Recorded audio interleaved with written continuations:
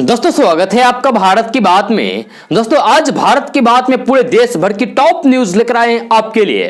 दोस्तों video start करने से पहले आपसे एक रिक्वेस्ट है, अगर आप नए आए इस चैनल पर तो फिर इस चैनल को सब्सक्राइब करके बेल आइकन को भी प्रेस कर दीजिए और साथ में वीडियो को लाइक कर दीजिए, अपने दोस्तों के साथ शेयर भी कीजिए। तो चलो दोस्तों स्टार्ट करते हैं आज की भारत की बात में पूरे देश भर की टॉप न्यूज। दोस्तों देश में कोरोना के कारण हाहाकार मचा हुआ है। भारत ने पहले भी कई आपदाएं देखी है, लेकिन ऐसी त्रासदी भारत ने पहली बार देखी है। जी हां, लाखों लोग अपनी जान गंवा चुके हैं और यह संख्या दिन प्रतिदिन बढ़ती ही जा रही है। जी हां, इस महामारी के दौरान ऐसे कई लोग हैं जो अपनी जान की परवाह ना करते हुए लोगों की मदद करने में दिन रात लगे हुए हैं। जी हां, देश के डॉक्टर इसमें अहम भूमिका अदा कर रहे हैं। जो कोरोना मरीजों की सेवा में लगे एक डॉक्टर ने हाल ही में पीपीई किट उतारकर अपनी एक तस्वीर पोस्ट की, साझा की। जिसने भी ये तस्वीर देखा उससे डॉक्टर को सैल्यूट किए बिना नहीं रह गया। जी हां, तस्वीर में डॉक्टर साहब पसीने में पूरी तरीके से तर-बितर नजर आ रहे हैं। जी हां, दरअसल कोरोना मरीजों की देखभाल करने के दौरान कोरोना से खुद को बचाने के लिए पीपीई किट पहनी जाती है। जी हां, जिसमें बिल्कुल भी हवा नहीं जाती है। जी हां, इस भारी गर्मी में पीपीई किट पहनना अपने आप में कितना चुनौती भरा होगा, जी हां, आप इसका अंदाजा भी नहीं लगा सकते हैं। कई डॉक्टर 24-24 घंटे लगातार इस किट को पहनकर कोरोना मरीजों की सेवा करते रहते हैं। जी हां, यह तस्वीर डॉक्टर सोहेल ने बुधवार को अपने ट्विटर हैंडल पर शेयर किया है। शेयर होते ही यह तस्वीर इंटरनेट पर वायरल हो गई। डॉक्टर सोहेल ने दो तस्वीर पोस्ट की है। यह एक तस्वीर पीपीई किट पहनते हुए जबकि दूसरी पीपीई किट उतारने के बाद की है। एक अन्य ट्वीट के जरिए डॉक्टर सोहेल ने लिखा है कि सभी डॉक्टरों की ओर से कहना चाहूंगा कि हम अपने परिवार से दूर रहकर खूब मेहनत कर रहे हैं। कभी कभार पॉजिटिव मरीजों से सिर्फ एक कदम तो कभी गंभीर रूप से बीमार बुजुर्गों से 1 इंच दूर होते हैं। जी मैं सभी से गुजारिश करता हूं कि कृपया टीकाकरण के लिए जाए, सिर्फ यही एक समाधान है। जी डॉक्टर सोहेल की इस तस्वीर पर लाखों कमेंट आ चुके हैं। लोग उन्हें हृदय से धन्यवाद दे रहे हैं। दोस्तों यूपी में भाजपा के तीसरे विधायक की कोरोना से जान चली गई है। जी हां, बरेली के नवाबगंज सीट से भाजपा विधायक केसर सिंह गंगवार का कोरोना से निधन हो गया है। जी हां, कोरोना संक्रमित भाजपा विधायक केसर सिंह का नोएडा के यथार्थ अस्पताल में इलाज चल रहा था। जी हां, यहीं पर इलाज के दौरान उनकी जान चली गई, लेकिन अब इस मामले में उनका एक पत्र भी वायरल हो रहा है। जी हां, विधायक केसर सिंह गंगवार ने अपनी मौत से 2 दिन पहले ही केंद्रीय स्वास्थ्य मंत्री को चिट्ठी लिखी थी।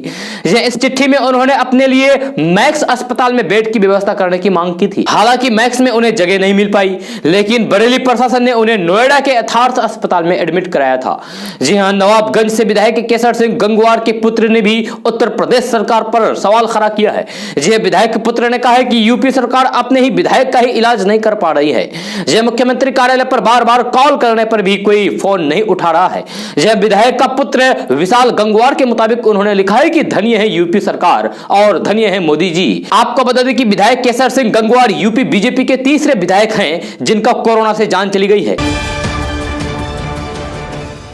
दोस्तों सऊदी अरब के क्राउन प्रिंस मोहम्मद बिन सलमान ने देश के नेशनल टेलीविजन को दिए इंटरव्यू में कई अहम मुद्दों पर बात की है। इसमें उन्होंने भारत का भी नाम लिया और भारत से अच्छे संबंध की वकालत की। कोरोना महामारी के कारण तेल से हासिल होने वाले राजस्व पर निर्भर सऊदी अरब की अर्थव्यवस्था भी पूरी तरीके से प्रभावित हुई है। जी ऐसे में कहा जा रहा था कि अब तक सऊदी अरब इनकम टैक्स नहीं लगता था, लेकिन आने वाले दिनों में टैक्स लग सकता है। लेकिन क्राउन प्रिंस ने इस अटकलों को खारिज कर दिया है। प्रिंस सलमान ने इंटरव्यू में कहा कि सऊदी अरब में इनकम टैक्स लागू करने की कोई योजना नहीं है। यह पिछले साल जुलाई महीने में सऊदी अरब ने अस्थायी रूप से वेट को 5% से बढ़ाकर 15% कर दिया था। यह क्राउन प्रिंस ने संविधान को लेकर कहा है कि कुरान ही संविधान है। यह उन्होंने कहा है कि मैंने पहले ही कहा था कि हमारा संविधान कुरान है और अब भी है और यह आगे भी रहेगा। यह हमेशा के लिए रहेगा। शासन की बुनियादी व्यवस्था में भी यह दिखता है, चाहे सरकार हो या फिर विधायिका के रूप में शूरा काउंसिलिंग हो या फिर सभा, यह तीनों ही कुरान का पालन करने के लिए बाध्य है। लेकिन सामाजिक और निजी मामलों में हम उन शर्तों को ही लागू करते हैं जिनके बारे में कुरान में स्पष्ट रूप से कहा गया है। हम बिना स्पष्ट व्याख्या के शरीयत के अनुसार सजा नहीं दे सकते। दोस्तों किसानों को इस बार सरसों की उपज की अच्छी खासी कीमत मिल रही है। हालांकि बाजारों में किसान कम मात्रा में ही सरसों लेकर पहुंच रहे हैं। इस बीच दिल्ली तेल तिलहन बाजार में बुधवार को सरसों, सोयाबीन, मूंगफली और सीपीओ सहित विभिन्न तेल तिलहन कीमतों में गिरावट आई। इस गिरावट के पीछे की वजह विदेशी बाजारों में इनके भाव में आई कमजोरी को बताया गया। यह सरसों का न्यूनतम समर्थन मूल्य यानी कि एमएसपी 4,650 रुपए प्रति क्विंटल है। यह कोरोना महामारी के चलते लगे प्रतिबंधों की वजह से बाजारों में सरसों के आवक पर असर सरबराह है। बाजार सूत्रों ने कहा है कि मलेशिया और शिकागो एक्सचेंज में गिरावट आने से अस्थायी तेल तिलहनों के भाव भी दबाव में आ गए हैं, जिससे विभिन्न तेल तिलहन कीमतों में गिरावट आई है। दोस्तों, अगर आप भी एसबीआई के ग्राहक हैं और आपका डेबिट कार्ड खो गया है या फिर चोरी हो गया है तो इसे जल्द से जल्द ब्लॉक करना जरूरी है। यह कई बार बगैर कार्ड के भी ट्रांजैक्शन हो जाता है, जबकि कार्ड आपके पास हो तो ऐसी स्थिति में भी कार्ड को तुरंत ब्लॉक करा देना चाहिए। यह देश के सबसे बड़े बैंक एसबीआई ने अपने 44 करोड़ ग्राहकों के लिए ट्विटर हैंडल पर एक वीडियो पोस्ट किया है, जिसमें कार्ड को ब्लॉक करने का पूरा प्रोसेस स्टेप बाय स्टेप बताया गया है। जी हां, आप अपने एसबीआई डेबिट कार्ड को ब्लॉक कराने के लिए 4 तरीके हैं, तो आइए आपको इसके बारे में जानकारी देते हैं। यह नंबर 1, टोल फ्री नंबर पर कॉल करें। यह अपने एसबीआई डेबिट कार्ड को ब्लॉक करने का सबसे तेज तरीका बैंक के टोल फ्री नंबर 1800-11-22-11 या फिर 1800-425-3800 पर कॉल कर सकते हैं। जी हां, यह टोल फ्री नंबर है। जी हां, टोल फ्री नंबर पर आपको कुछ दिशा निर्देश दिए जाएंगे, यह इनका पालन करके आप डेबिट कार्ड को ब्लॉक कर सकते हैं।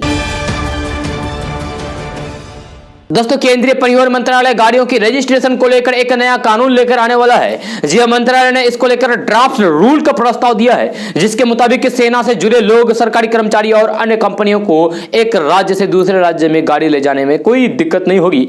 जी हां, सरकार इसके लिए री रजिस्ट्रेशन के नियम को नरम और आसान करने जा रही है। यह मौजूदा नियम के मुताबिक जब किसी गाड़ी को एक राज्य से यानी कि एक स्टेट से दूसरे स्टेट में शिफ्ट करते हैं यानी कि ले जाते हैं तो उसका री रजिस्ट्रेशन करना होता है। पेपर आदि भी ट्रांसफर होते हैं। यह काम थोड़ा जटिल है, मुश्किल है और इसमें वक्त लगता है। यह सरकार इस काम को अब आसान बनाने जा रही है। यह मंत्रालय के एक बयान के मुताबिक गाड़ियों के रजिस्ट्रेशन के लिए नया सिस्टम प्रस्तावित किया जा रहा है। इस नियम में शिफ्ट होने वाले गाड़ियों को इन सीरीज दिया जाएगा। यह चूंकि ऐसी गाड़ी अक्सर एक राज्य से दूसरे राज्य प्रवेश करती है, इसलिए एक ही बार उनका खास रजिस्ट्रेशन करके हमेशा के लिए काम आसान कर दिया जाएगा। दोस्तों, भारत के सबसे कठिन दौर में बड़ी संख्या में देश भारत को मेडिकल सहायता भेजने के लिए कदम उठा रहे हैं।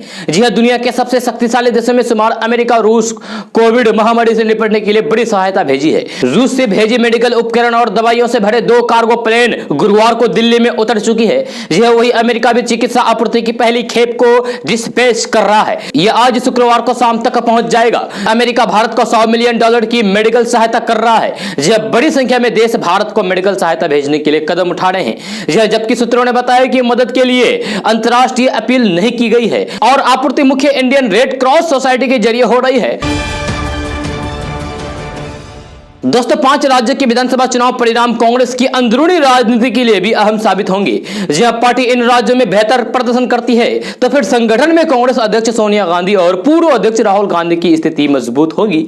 जहां वही प्रदर्शन खराब रहा तो फिर पार्टी के अंदर असंतुष्ट नेताओं को नेतृत्व पर सवाल उठाने का एक और मौका मिल जाएगा। कांग्रेस के लिए यह चुनाव इसीलिए भी अहम है क्योंकि इन चुनाव परिणाम पर पार्टी के नए अध्यक्ष का चुनाव निर्भर है। पार्टी अध्यक्ष सोनिया गांधी की अध्यक्षता में हुई कांग्रेस कार्य समिति की बैठक ने संगठन चुनाव को मई तक के लिए टाल दिया था। ऐसे में कोरोना संक्रमण की स्थिति में सुधार होता है तो फिर चुनाव के बाद पार्टी में संगठन चुनाव की प्रक्रिया शुरू हो सकती है। पार्टी को सबसे ज्यादा उम्मीद केरल और असम से है। केरल में कांग्रेस के लिए जीत इसलिए भी महत्वपूर्ण है क्योंकि राहुल गांधी वायनाड से सांसद हैं। इसके अलावा केरल में हर 5 साल में सत्ता बदलती रहती है। ऐसे में वाम दल सत्ता में दोबारा वापसी करते हैं तो फिर यह कांग्रेस की अगुवाई वाली यूडीएफ के लिए बड़ा झटका होगा। वही असम में पार्टी का गठबंधन मजबूत है। असम में कांग्रेस एआईयूडीएफ सहित 10 पार्टियों के महाजोत में चुनाव लड़ रही है। पार्टी का चुनाव प्रचार सफल रहा है। वही वोट प्रतिशत के हिसाब से महाजोत काफी मजबूत है। ऐसे में पार्टी को जीत की पूरी उम्मीद है। इसके साथ पार्टी तमिलनाडु में डीएमके जीतती है तो फिर पार्टी गठबंधन सरकार का हिस्सा होगी। हालांकि पश्चिम बंगाल और पुडुचेरी से बहुत उम्मीद नहीं है। कांग्रेस के एक वरिष्ठ नेता ने कहा है कि चुनाव में पार्टी का प्रदर्शन बेहतर रहता है तो फिर पूर्व अध्यक्ष राहुल गांधी पर दोबारा जिम्मेदारी संभालने की मांग जोर पकड़ेगी। प्रदेश कांग्रेस कमेटी के प्रस्ताव पारित करके उनसे अध्यक्ष बनने का आग्रह कर सकती है। हालांकि यह आशंका जताई जा रही है कि कोरोना संक्रमण को देखते हुए यानी कि कोरोना संक्रमण में वृद्धि को देखते हुए चुनाव को टाला जा सकता है। दोस्तों, जब कांग्रेस नेता राहुल गांधी ने सरकार से भारत में भी पश्चिमी देशों और जापान की तरह ही कोविड टीकों को फास्ट ट्रैक इमरजेंसी अनुमति देने के लिए कहा था, तो भाजपा ने दो केंद्रीय मंत्रियों यानी कि दूरसंचार एवं आईटी मंत्री रविशंकर प्रसाद तथा कपड़ा मंत्री स्मृति ईरानी को पलटवार करने के लिए मैदान में उतार दिया था। उन्होंने ऐसी मांग के लिए राहुल गांधी पर तंज कसते थे और कहा था कि राहुल गांधी विदेशी कंपनियों के लिए पूर्णकालिक लॉबी तत्ता बन गए हैं। उन्होंने आरोप लगाया था कि पहले राहुल गांधी ने लड़ाकू विमान कंपनी से लॉबी की और अपनी असलियत पूरी तरीके से उजागर होने के बावजूद अब वो विदेशी टीकों को अनुमति देने की बात कर रहे हैं। दोनों मंत्रियों ने उनके खिलाफ ट्विटर युद्ध छेड़ दिया था और इस हमले में भाजपा के कई प्रवक्ता भी शामिल हो गए थे। इस हमले के चंद घंटे बाद कांग्रेस अध्यक्ष सोनिया गांधी ने राहुल गांधी की तरह ही ट्वीट किए बिना सीधे प्रधानमंत्री नरेंद्र मोदी को पत्र लिख दिया। इन मंत्रियों को उस समय मुंह छिपाना मुश्किल हो गया जब उसी रात प्रधानमंत्री नरेंद्र मोदी ने कोविड के यानी कि कोरोना के विदेशी टीकों के लिए फास्ट ट्रैक इमरजेंसी अनुमति को मंजूरी दे दी। मोदी ने इमरजेंसी यूज अप्रूवल के लिए ट्रायल के 3 महीने की अवधि भी घटाकर 1 सप्ताह कर दी। इसके साथ ही पहले 1600 लोगों पर जो परीक्षण की शर्त थी उनमें संख्या को कम करके 100 लोग ही कर दी। इसमें भाजपा के कवच में दरार साफ दिख गई। जी हां, यह स्पष्ट हो गया है कि मंत्री और सत्ताधारी भाजपा के संगठन को पता ही नहीं है कि प्रधानमंत्री कार्यालय में क्या चल रहा है। दूसरे, ऐसा लगता है कि प्रधानमंत्री ने सोनिया गांधी के पत्र के बाद विदेशी टीकों के लिए फास्ट ट्रैक अनुमति दी। सोनिया गांधी गंभीर शख्स मानी जाती है जो अपने शब्द सावधानी से चुनती है और नियम से चलती है। दोस्तों, कोरोना काल में संक्रमण के बढ़ते केस के बीच अगले कुछ दिनों में आपको एलपीजी सिलेंडर के लिए ज्यादा इंतजार करना पड़ सकता है। इसकी सबसे बड़ी वजह है वेंडर्स का भारी संख्या में संक्रमित होना है। पिछले 20 दिनों में डिलीवरी वेटिंग पीरियड 1 दिन से बढ़कर 3 दिन तक हो गया है। संक्रमण के मामले को देखते हुए आने वाले दिनों में वेटिंग पीरियड और बढ़ने की आशंका है। रिपोर्ट के मुताबिक 20% से ज्यादा डिलीवर मैन कोरोना संक्रमित पाए गए हैं। 2020 में महज 5% डिलीवर मैन ही कोरोना से संक्रमित हुए थे। कोरोना की दूसरी लहर में देश से अभी तक 18% डिलीवर्ड मैन का पलायन हुआ है, जिसके चलते आने वाले दिनों में वेटिंग पीरियड और अधिक बढ़ने की संभावना है। दोस्तों, सीरम इंस्टीट्यूट ने कोविशील्ड वैक्सीन की कीमत 100 रुपए कम कर दी है, जिसके बाद अब इसकी कीमत 300 रुपए प्रति डोज हो गई है। आपको बता दें कि पुणे में स्थित सीरम इंस्टीट्यूट ऑफ इंडिया ने अपने कोविड टीके कोविशील्ड की राज्य सरकारों के लिए कीमत 400 रुपए प्रति खुराक पहले तय की थी, जिसे कि अब 300 रुपए प्रति खुराक कर दिया गया है। इस बात की जानकारी खुद सीरम इंस्टीट्यूट ऑफ इंडिया के CEO आधार पूनावाला ने ट्वीट करके दी है। दोस्तों, धरती पर जब गर्मी बढ़ती है तभी हर कोई सूरज की तपन के बारे में बात करने लगते हैं। ये जो सूरज धरती से काफी दूर है फिर भी यहाँ की जमीन को गर्म कर देता है, तो क्या आप अंदाजा लगा सकते हैं कि उसका तापमान कितना होगा? इसी से जुड़ी जानकारियां एक अध्ययन में सामने आई है, जिसे पता चलता है कि सूरज की बाहरी परत इतनी गर्म होती है कि इसका तापमान 1.7 बिलियन डिग्री फ़ारेनहाइट तक पहुंच जाता है। इसके पीछे का कारण सतह पर होने वाले कैंप फायर को बताया गया है। यह सूरज की छोटी फ्लेयर्स को कैंप फायर के नाम से जाना जाता है, यानी कि आग के छोटे छोटे गोले।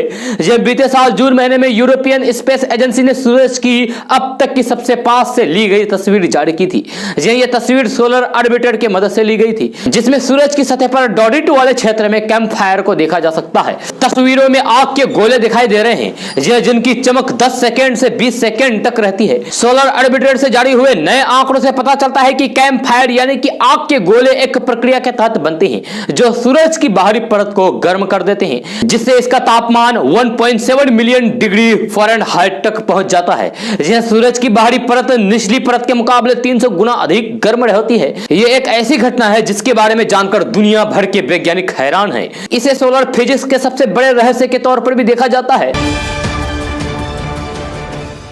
दोस्तों, देश में तेजी से बढ़ रहे कोरोना के संक्रमित मरीजों की संख्या को देखते हुए पूर्व वित्त मंत्री डॉक्टर पी चिदंबरम ने बुधवार को ट्वीट करके मोदी सरकार पर जमकर निशाना साधा है। जब पी चिदंबरम ने अपने ट्वीट में लिखा है कि लोगों को ऐसी सरकार के खिलाफ विद्रोह करना चाहिए जो भारत के सभी लोगों को मूर्ख समझ रही है। इसके साथ ही पूर्व वित्त मंत्री पी चिदंबरम ने अपने एक अन्य ट्वीट में सवाल खड़े करते हुए कहा है कि क्या सभी टेलीविजन चैनल फर्जी दृश्य प्रसारित कर रहे हैं? क्या सभी अखबारों की कहानियां गलत है? क्या सभी डॉक्टर झूठ बोल रहे हैं? क्या परिवार के सभी सदस्य गलत बयान दे रहे हैं? क्या सभी दृश्य और तस्वीरें फर्जी है?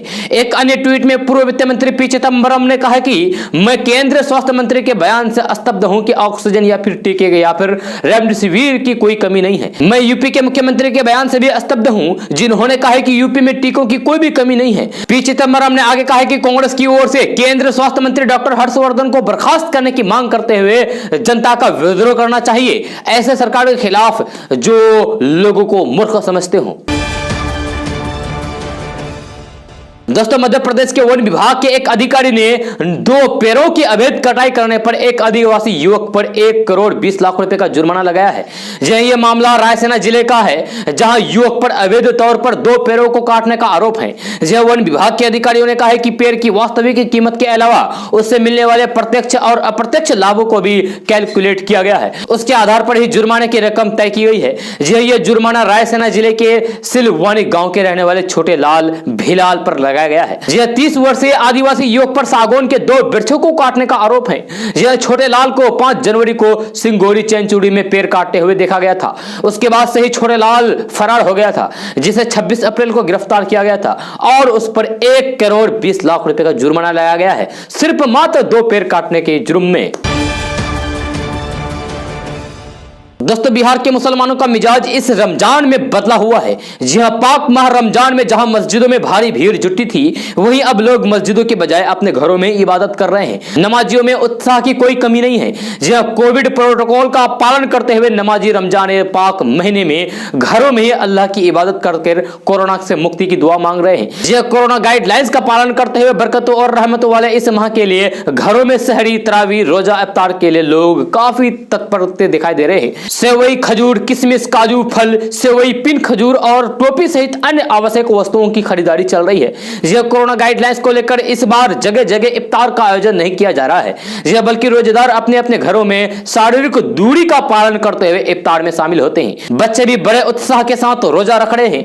पहले लोग मस्जिदों में इकट्ठा इबादत करते थे, लेकिन अब मस्जिदों के बाहर यानी कि अपने घर में ही इबादत कर रहे हैं। दोस्तों, रसोई गैस सिलेंडर बुकिंग के नियम में बदलाव होने जा रहे हैं। गैस सिलेंडर की बुकिंग अब पहले से आसान हो जाएगी। यह सिलेंडर की बुकिंग के लिए लोगों को लंबा इंतजार नहीं करना होगा। हालांकि कोरोना संक्रमण के कारण अगले कुछ दिनों तक सिलेंडर की डिलीवरी में देरी हो रही है। यह दरअसल गैस सिलेंडर डिलीवरी एजेंट भी कोरोना संक्रमित की चपेट में आ गए हैं, जिसकी वजह से गैस एजेंसी को मैन पावर की परेशानी झेलनी पड़ रही है। जी हां, गैस सिलेंडर की बुकिंग में बदलाव होने जा रहा है। पेट्रोलियम कंपनियां सिलेंडर की बुकिंग नियम में बदलाव की तैयारी कर रही है। माना जा रहा है कि इस बदलाव के बाद गैस सिलेंडर की बुकिंग और आसान हो जाएगी। यह दरअसल पेट्रोलियम कंपनी एलपीजी सिलेंडर की बुकिंग में एजेंसियों की बाध्यता को खत्म करने की तैयारी में है। इस नियम के आने के बाद उपभोक्ताओं को गैस सिलेंडर की आसानी से बुकिंग किया जा सकता है। यह सरकार और पेट्रोलियम कंपनियां लोगों के लिए रसोई गैस सिलेंडर की बुकिंग प्रक्रिया को आसान बना रही है। सूत्रों से मिली जानकारी के अनुसार नियम के लागू होने के बाद रसोई गैस के उपभोक्ता केवल अपनी ही कंपनी की एजेंसी पर गैस सिलेंडर की बुकिंग के लिए निर्भर नहीं रहेंगे, बल्कि वे किसी भी गैस कंपनी से गैस रिफिलिंग करा सकते हैं। यानी कि ये जरूरी नहीं है कि अगर आप इंडियन गैस के ग्राहक हैं तो आप इंडियन गैस से ही अपने सिलेंडर की रिफिलिंग कराएंगे, भरेंगे। जी आप एचपी भारत किसी भी अन्य गैस एजेंसी से अपने गैस सिलेंडर की रिफिलिंग करवा सकते हैं। यह इस तरह की नई सर्विस के लिए सरकार और पेट्रोलियम कंपनियों की ओर से इंटीग्रेटेड प्लेटफॉर्म तैयार किया जाएगा। यह आपको बता दो कि इससे पहले नवंबर 2020 में भी गैस एजेंसियों ने बुकिंग प्रक्रिया में बदलाव किया था। यह गैस एजेंसी बुकिंग को ओटीपी आधारित किया था। दोस्तों, उत्तराखंड के हरिद्वार में महाकुंभ के दौरान कोरोना के मामले में जबरदस्त इजाफा हुआ है। 31 मार्च से लेकर 24 अप्रैल के बीच राज्य में कोरोना के मामले 1800% की बढ़ोतरी हुई है। यह राज्य में 31 मार्च तक जहां कोरोना के 1863 एक्टिव केस थे, वही 24 अप्रैल तक ये बढ़कर 33,330 हो गए हैं। यह राज्य सरकार के आंकड़ों के मुताबिक 12 अप्रैल को करीब 35 लाख लोग हरिद्वार में इकट्ठा हुए थे, जबकि 14 अप्रैल को करीब 13 लाख लोग यहां पहुंचे थे। यह सरकार के प्रवक्ता और मंत्री सुबोध उनियन ने कहा है कि पर्यटकों की वजह से राज्य में कोरोना के मामले में बढ़ोतरी हुई है। ये उन्होंने कहा है कि हम यह सुनिश्चित करने के लिए सब कुछ कर रहे हैं कि ये जल्द से जल्द खत्म हो जाए। आपको बता दें कि मंगलवार को हरिद्वार कुंभ का अंतिम शाही स्नान था। इस दौरान घाटों पर सामान्य से भी कम श्रद्धालुओं की भीड़ दिखी। कुंभ का अंतिम शाही स्नान होने और चैन पूर्णिमा का स्नान होने के बाद भी घाटों पर इतनी कम भीड़ होने से साफ है कि आस्था पर कोरोना की मार है।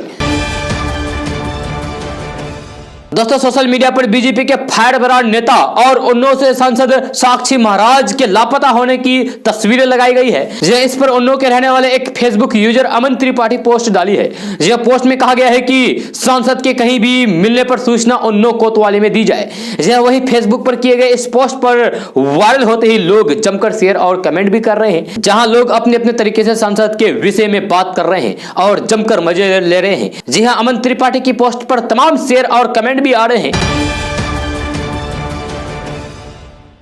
दोस्तों आज का न्यूज़ बस यहाँ तक। कैसा लगा जरूर अपना सुझाव दीजिएगा नीचे कमेंट बॉक्स में कमेंट करके। अगर आप नए आए इस चैनल पर तो फिर चैनल को सब्सक्राइब करके बेल आइकन को भी प्रेस कर दीजिए और साथ में वीडियो को लाइक कीजिए, अपने दोस्तों के साथ शेयर भी कीजिए। तो चलो दोस्तों फिर मिलते हैं अगले वीडियो में। जय हिंद।